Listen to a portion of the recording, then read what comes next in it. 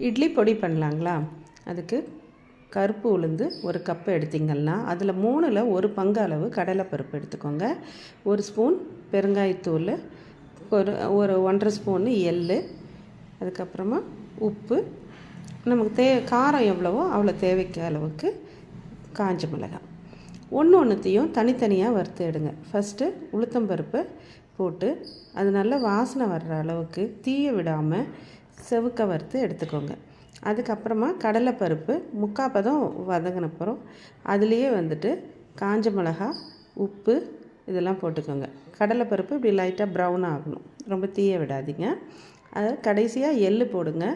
எள் போட்டு பொரிஞ்ச உடனே அதில் பெருங்காயத்தூளையும் சேர்த்துட்டு ஒரு தட்டில் கொட்டி நல்லா ஆற விட்டுடுங்க. ஆறினதுக்கப்புறம் மிக்சியில் போட்டு இப்படி கரகரப்பாக அரைச்சி எடுத்துக்கிட்டிங்கன்னா உங்கள் இட்லி பொடி ரெடி.